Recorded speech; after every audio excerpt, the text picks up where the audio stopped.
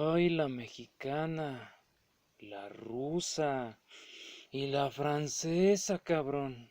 Sí, al igual que la rusa y la francesa, la Revolución Mexicana fue un evento que cambió para siempre las cosas, trayendo consigo un nuevo orden político y social que posee la base del México moderno. Obviamente, un evento de estas dimensiones también cambió el arte y la cultura mexicanas, siendo combustible de canciones, novelas, películas y hasta murales.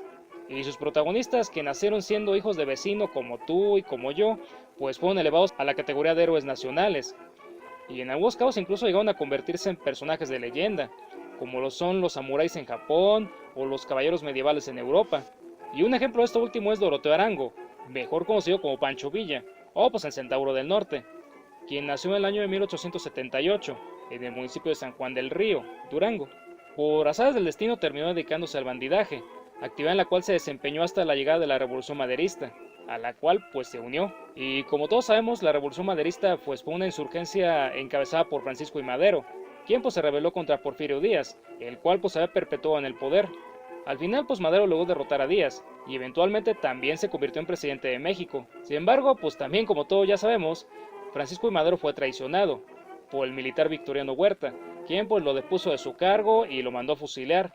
Sin embargo, pues para desgracia de Huerta, los militares, así como revolucionarios que habían acompañado a Madero, se rebelaron en armas contra él, en la llamada Revolución Constitucionalista, a la cual pues sí, también se sumó Pancho Villa. Y ya una vez trepado en el carro de la Revolución Constitucionalista, Pancho Villa se puso a las órdenes de Venustiano Carranza, y de ahí para adelante se puso a combatir a las fuerzas de Victoriano Huerta, por la llamada División del Norte. Gracias a su experiencia como bandolero y a su valor en el campo de batalla, Pancho Villa se destacó rápidamente, amasando una fama que pues era equivalente a la de otros grandes revolucionarios, como Emiliano Zapata o el mismísimo Venustiano Carranza. Sin embargo, pues hay que decir que en el caso de Villa, esta fama alcanzó tintes de película, literalmente. Pero bueno, antes de meternos de lleno a ese asunto, vamos a hacer un breve paréntesis, para hablar de algo pues sin lo cual no se podría entender el siglo XX. Y no, no estoy hablando de los Beatles ni de Hitler, sino del cine. El cine como técnica consiste en la proyección rápida y consecutiva de imágenes, con el propósito de crear la ilusión de que éstas se mueven, cuando pues en realidad se encuentran estáticas. A finales del siglo XIX apareció el cinematógrafo, que fue el primer aparato capaz de lograr este efecto. Y dicho artefacto fue creado por los hermanos Lumière, quienes pues, lo presentaron en otoño de 1895, en París. Si eres perspicaz, supondrás que el cinematógrafo tuvo un éxito aplastante. Y tienes razón, ya que significó una revolución tecnológica sin precedentes. Pero bueno, pues al paso de los años aparecieron otras máquinas, las cuales pues eran más sofisticadas y produjeron productos de mejor calidad. Y todo esto eventualmente permitió el establecimiento del cine como industria, a inicios del siglo XX. Viaje a la Luna, Frankenstein, Nosferatu, son películas viejísimas, sí, que ni siquiera tienen sonido, sí, pero también son los primeros filmes en ser producidos en la historia del cine. Y fueron rodados aquí, en esta época.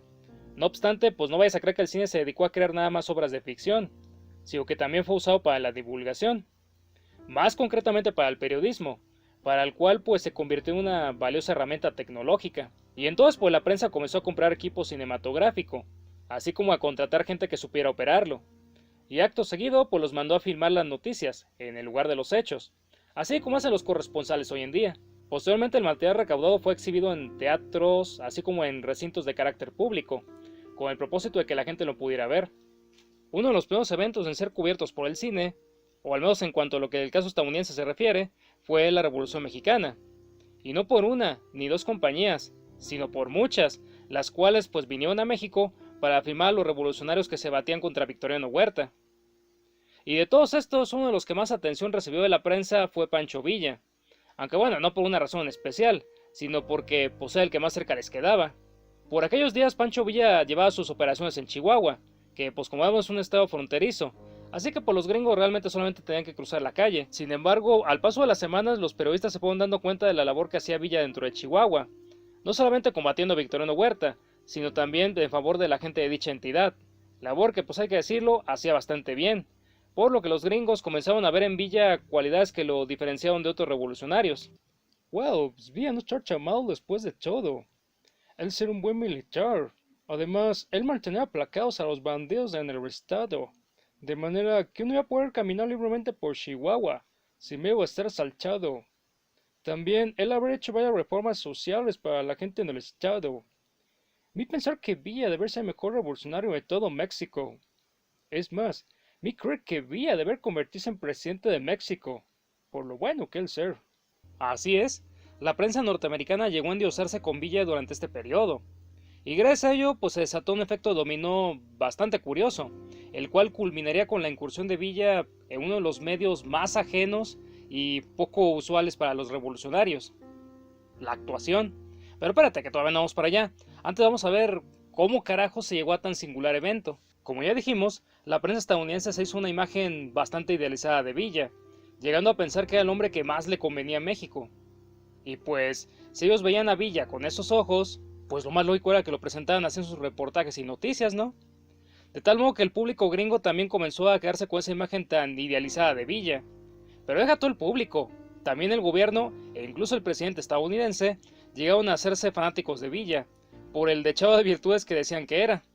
Y sí, igual y a lo mejor Villa no era el mejor revolucionario o el más eficiente, pero pues ciertamente sí se convirtió en el más famoso de su tiempo. Y bueno, toda esa popularidad y toda esa fama hizo que pues los periodistas que ya estaban en México pues voltearan a ver a Villa y pues corrían a filmarlo. O bueno, no todos, pero sí muchos. Lo necesario es para que Villa pues se diera cuenta de que le estaban prestando más atención. Y entonces Villa, que no era pendejo, se le ocurrió pues que bien podía sacarle provecho a este creciente interés de la prensa, ¿no? Así que luego de finalizar la toma de Ciudad Juárez, Villa pues acercó a los periodistas que habían estado firmando la toma. Pero pues no crees que para saludarlos. O bueno, sí, pero bueno, después de saludarlos pues les propuso un trato, el cual consistía en que si las compañías de cine accedían a entregarle el 50% de las ganancias recaudadas por las películas, Villa aceptaría que lo acompañaran en sus campañas, y además les otorgaría escolta, transporte y comida. ¿Ya ves cómo te dije que Villa no era pendejo? No, pues si por el contrario, era bastante abusado. Y tan abusado fue que tuvo la idea de utilizar el cine no solamente para difundir su imagen, sino también para financiarse el ejército.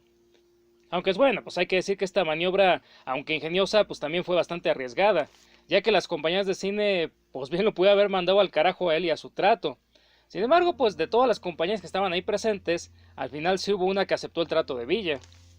Y la susodicha fue la Mutual Films Corporation, con la cual Villa firmó un contrato de exclusividad en enero de 1914, y como parte de dicho acuerdo, Villa se comprometió a no dejar que otras compañías de cine filmaran en el campo de batalla.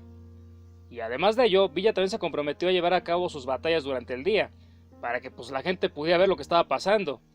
Y en caso de que esto no fuera posible, pues también Villa se comprometió a fingir una batalla frente a las cámaras de la Mutual. Establecidos ya estos puntos, la Mutual y Villa comenzaron una relación laboral, que pues al final no fue tan larga como se esperaba. Pero bueno, que sin embargo duró el tiempo suficiente para que se filmaran las batallas de Ojinaga y de Torreón, ambas en 1914. Batallas que, pues gracias a la Mutual, fueron vistas por gente de Estados Unidos y de Europa, dándole a Villa pues más fama de la que ya de por sí tenía. Aunque pues bueno, la filmación de estas batallas no fue lo único que Villa y la Mutual hicieron juntos. Existe por ahí otro proyecto llamado La vida del general Villa, que no es un documental biográfico de la vida de Villa, sino que es más bien una película de ficción, en la cual Villa se interpreta a sí mismo, pero en esteroides, como diría el buen Dross. Básicamente Villa es representado como un hombre con un pasado trágico, pero pues que va superando cuantas adversidades le manda la vida, y que se enfrenta a sus enemigos, y que los derrota a todos, y que nadie puede con él, y que pues finalmente se termina convirtiendo en el rey de su mundo. En otras palabras, un puto héroe de acción, al más puro estilo de Sylvester Stallone o de Arnold Schwarzenegger. O bueno, de God of War, ya si eres más millennial que un servidor. Obviamente no ves a Villa diciendo cosas como hasta la vista, baby.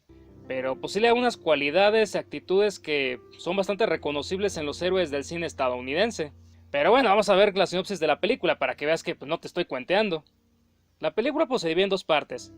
En la primera se recrean escenas campiranas, así como algunos asaltos. Todo ello con el objetivo de mostrar al espectador el contexto en el cual se va a desarrollar la historia. Y luego viene la segunda parte, que es donde se desarrolla la trama. Todo comienza con Villa siendo un joven ranchero, que vive en paz con su hermana. Un día llegan al pueblo dos oficiales del ejército, que raptan y violan a la hermana de Villa. Y al parecer lo hacen de manera brutal, ya que ésta pues fallece. Pero antes de hacerlo, alcanza a contarle a Villa lo sucedido, y pues este se enfurece y va al cuartel, donde mata a uno de los oficiales, en tanto que el otro pues se le alcanza a pelar. Villa entonces pues vende su rancho y se va al monte, jurando vengar la muerte de su hermana. Entonces pues se hace bandolero y llega a ser el líder de una banda que asola el norte de México. Tiempo después pues sobreviene la revolución y Villa abandona su villa de bandolero para pues ponerse al servicio de esta y de su líder. Entonces pues se enfrenta a los federales y los vence a todos sin ningún problema y va tomando ciudad tras ciudad y en la última batalla pues se enfrenta al oficial que se le había escapado y lo mata finalmente. Hasta la vista, baby. Vengando así la muerte de su hermana. Los federales pues al final son vencidos de manera definitiva y Villa pues es proclamado presidente por su fuerza y su valor. Y como la película no puede terminar de otro modo, al final la historia de Villa se riega a los demás países del mundo. Y este pues acaba volviéndose tan famoso como Napoleón Bonaparte. Y a lo mejor ahora mismo estarás pensando. En la escuela no me dijeron que Pancho Villa hace películas. Bueno, pues seguramente la razón de esto es porque ni siquiera tus maestros lo sabían. Digo, este es un dato que sorprendentemente mucha gente desconoce, incluso aquellos que se dedican a la historia. Pero, pues, ¿esto por qué se debe? Bueno, pues se debe a que, pues bueno, primeramente la película es muy vieja. Digo, pues es de mediados de 1914. Y eso pues échale cuentas, fue hace más de 100 años. Pero bueno, más allá de si es una película vieja o es una película reciente, la verdadera razón de que quizás nunca nadie te haya contado de la película de Pancho Villa es porque pues esta fue enlatada luego de 1916. Y ahí se quedó, aislada y olvidada durante varias décadas. Tiempo en el cual pues bien o se fueron estropeando las copias o fueron desapareciendo. Solamente en tiempos recientes el mundo volvió a saber de la película de Pancho Villa, por el historiador Kevin Broadlow, el cual llevó a cabo una investigación. Aunque bueno, desafortunadamente Broadlow no pudo recuperar toda la película completa, solamente encontró pedazos aislados de esta. Y de seguro a lo mejor ahora te preguntarás, ¿pero por qué fue enlatada la película de Pancho Villa? Pues no que los gringos se van muy bien con él. Pues sí, se va muy bien con él. Sin embargo, la relación entre Villa y los norteamericanos se empezó a deteriorar luego de 1915, llegando hasta el punto en el cual pues Villa rompió abiertamente con los Estados Unidos, asesinando a varios norteamericanos del lado mexicano y pues llevando a cabo el ataque contra el pueblo de Columbus, en el lado estadounidense. Y este divorcio entre Villa y los gringos pues, ocurrió por un detalle chiquitito, que ya comenté en otro video. Muy al contrario de lo que se nos presenta en los murales o en los libros de texto, los revolucionarios mexicanos no eran los grandes amigos del alma. Sí, estaban en el mismo bando, pero pues tenían objetivos distintos, aspiraciones distintas, o bueno, simplemente se caían gordos. El caso es que pues no eran muy unidos como uno podría esperar.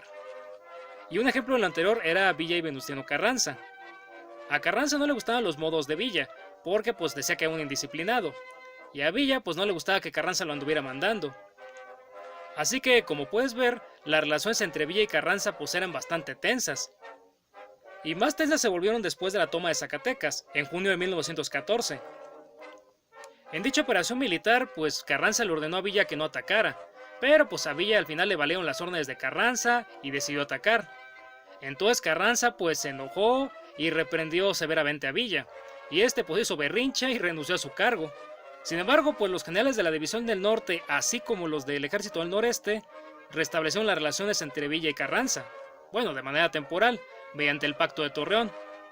Sin embargo, pues al final este pacto no sirvió para nada y Villa y Carranza se terminaron enfrentando en una guerra civil en la cual pues unos jalaron para el lado de Villa y otros jalaron para el lado de Carranza.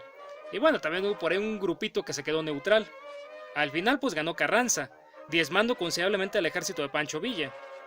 Y los gringos, que lógicamente habían apoyado a Pancho Villa, pues se decepcionaron de este, ya que vieron que no era tan fuerte como ellos pensaban.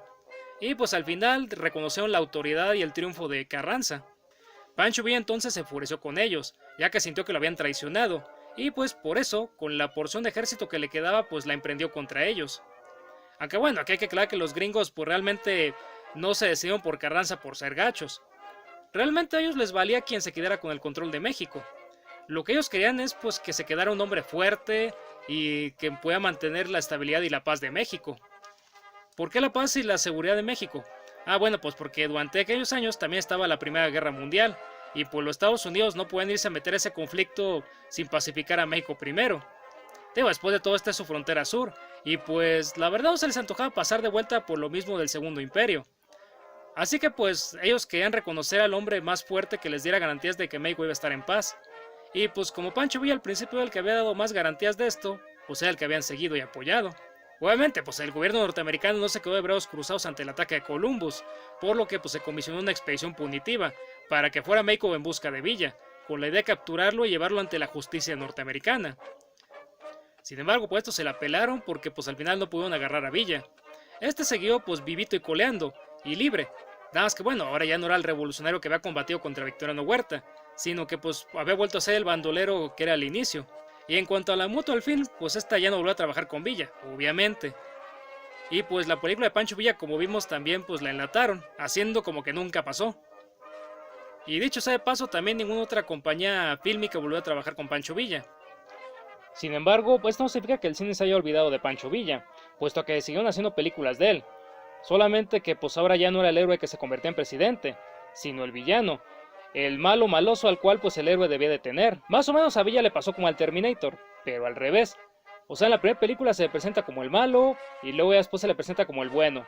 Bueno, pues Pancho Villa fue al revés. Primero se le representaba como el bueno y al final terminó siendo el malo. Así que ya lo sabes, mucho antes de Gael García o Diego Luna, el primer mexicano que triunfó en Hollywood fue Pancho Villa. Un hombre que pues independientemente de si hizo películas o no, pues alcanzó un estatus de leyenda, debido al poderío militar que llegó a acrecentar en determinado momento. Mi nombre es Ajay López y les deseo un buen día.